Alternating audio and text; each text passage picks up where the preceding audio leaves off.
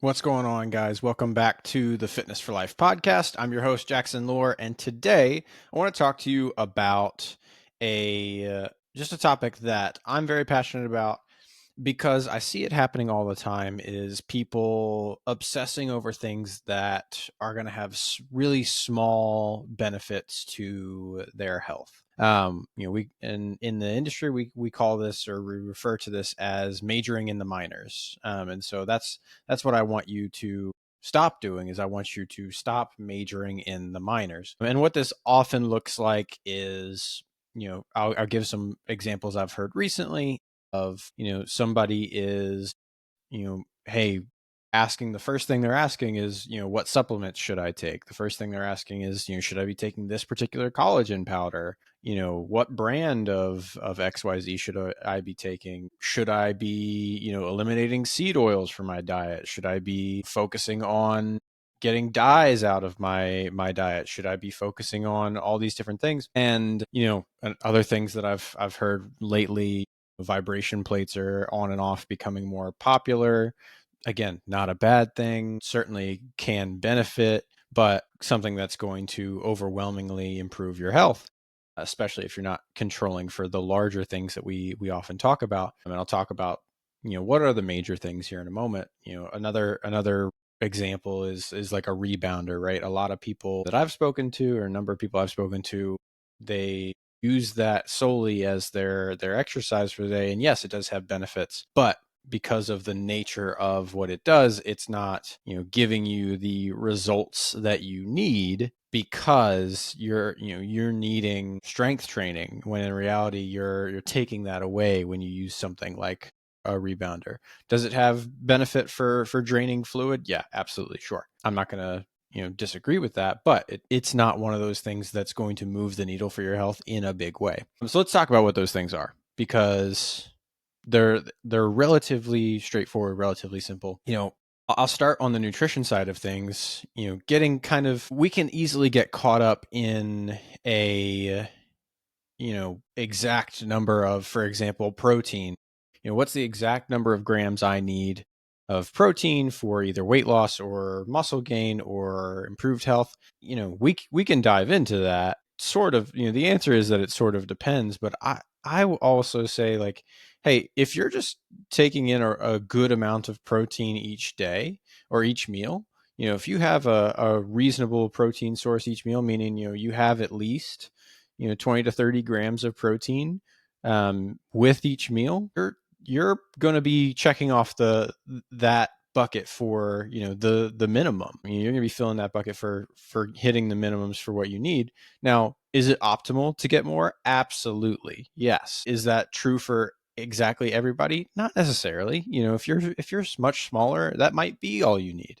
The guidelines that we know, like the ranges of from minimum to top side, are somewhere in the range of being about a half gram per pound of body weight, up to, a little over 1 gram per pound of body weight. That's sort of the range. That's the optimal range. It depends a little bit on who you are, what your kidney function status is, how much muscle do you have, and how much muscle do you want, that sort of thing. But if you're getting the basic, when we talk about the big rocks, when we talk about the majors, the things that we want you to focus on, is just having protein with each meal.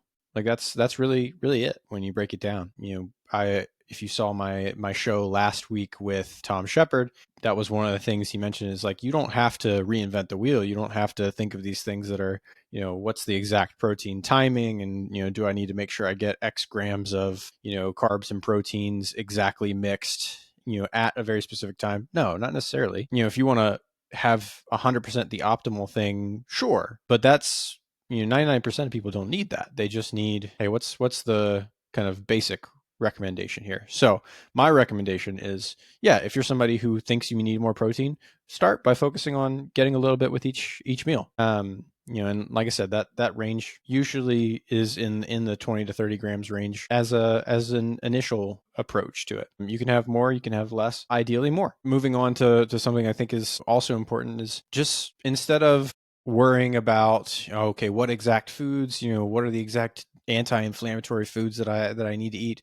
You don't have to go that deep into it. All you need to do is spend more time cooking your own foods and not covering them in sauce, but cooking foods at home rather than going out and eating out.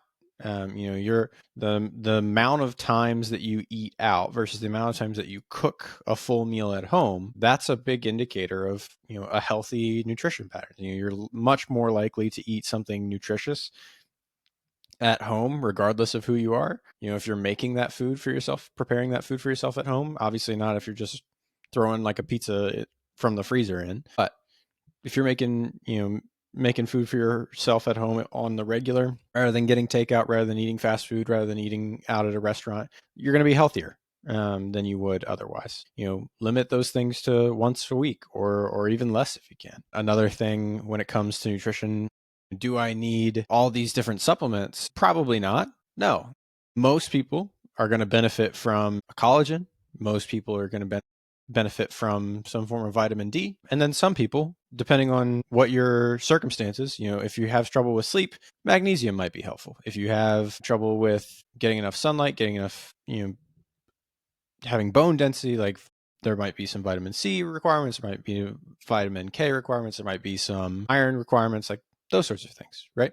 Those are things you can talk about your doctor with. Those are the minors now, but they become major if you have a big deficit. Your doctor will probably tell you about that if you're regularly going and getting your blood work done. When I'm talking about majoring in the minors, one of the best things you can do for your health is just having regular blood work done. And almost every provider and insurance will allow you to do that at least once a year, if not twice, to be able to keep a good eye on those things. And something I highly recommend is just to know where you're at with those things, and to have regular conversations with your doctor about what you can do to improve.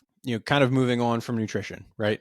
When it comes to activity, we can dive into all the different things. Am I doing enough zone 2 cardio? Am I doing, all these different things? It can be as simple when it comes to your cardio and your health.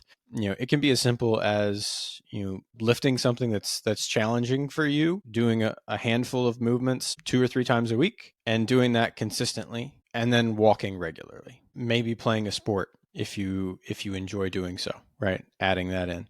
If you're doing those things, those are the majors, right? Those are the things that are going to absolutely improve your health, maintain a high level of health, and as so long as you're following the principles of progressive overload, you're following the principles of, challenging your body regularly, you're going to see health improvements. You're going to see health sustained. It's one of those things particularly when it comes to managing a healthy weight, we're much more sedentary than we were once. And so being able to just go on regular walks, whether that's with your family, friends, what have you, like that's one of the things that we can do to massively improve our heart health, but also just maintain our weight better. If you're somebody who struggles with that, that would be something I would do right away, is make sure that the first thing that you're doing is regularly maintaining a healthy like walking schedule, right?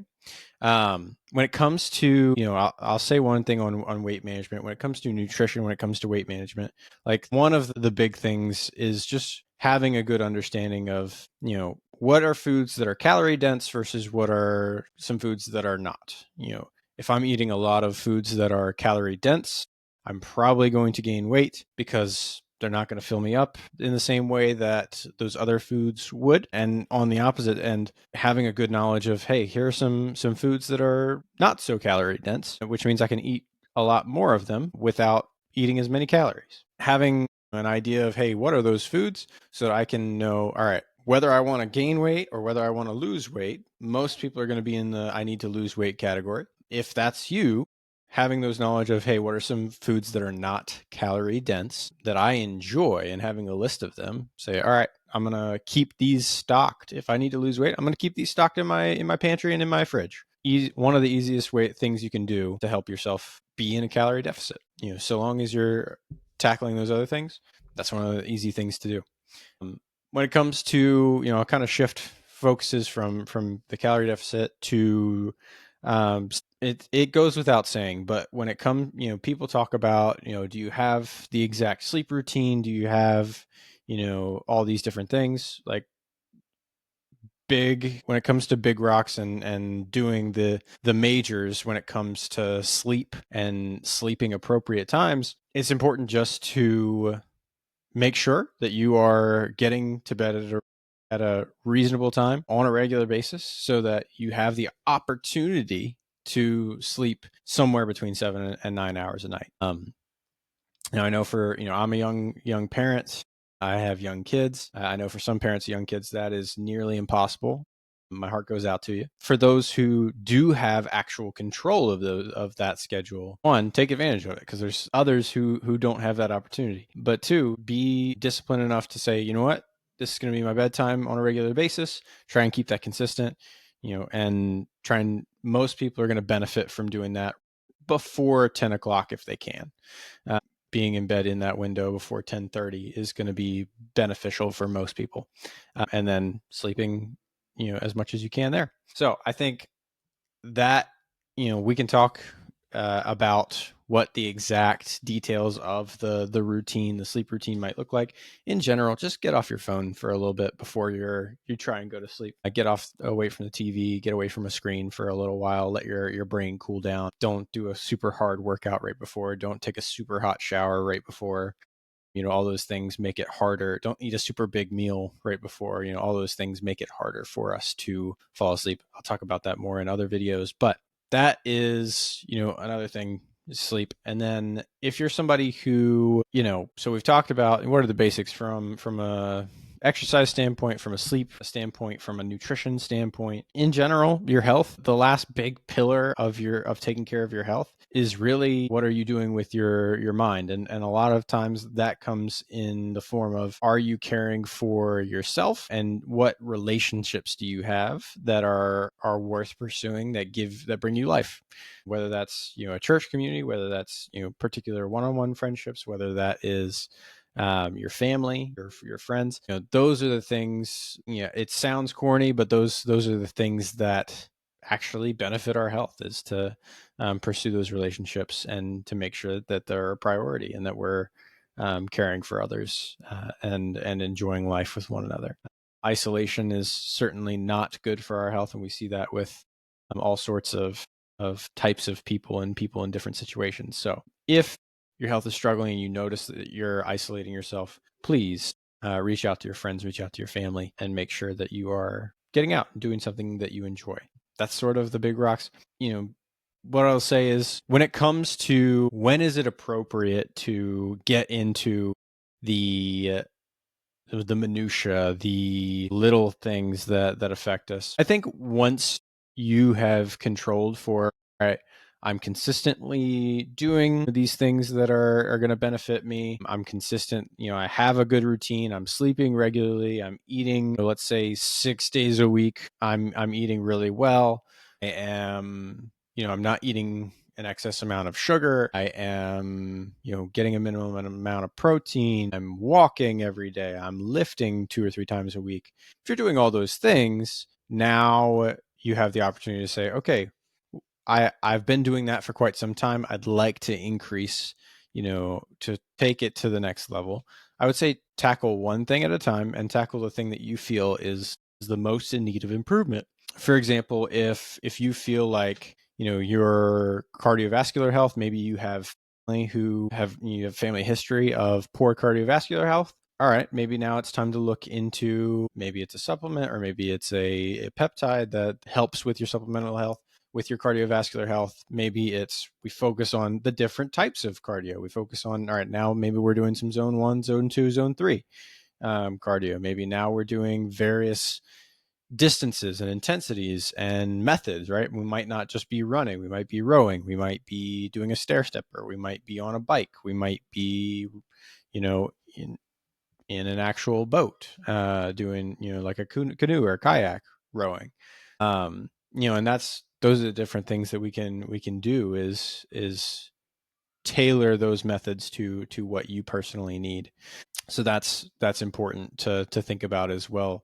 It might be that you need a very specific vitamin, and so now we're using that blood work and we're talking with our doctor and deciding, like, okay, I've controlled for all these things. I've done it for 3-6 months. Let's see where my blood work's at, and now see, what does it make sense to move on from there. Additionally, I think it's also another thing you can take it when it comes to our mental health, right? We can take that next step and say, all right, I need to care well for my mental health. Maybe I'm going to go to counseling. Maybe I'm going to seek out a psychologist to work with me on coping skills, the different mechanisms that I have for coping with, the stress of my life. Maybe the trauma that I've gone through, if that's something that you've experienced.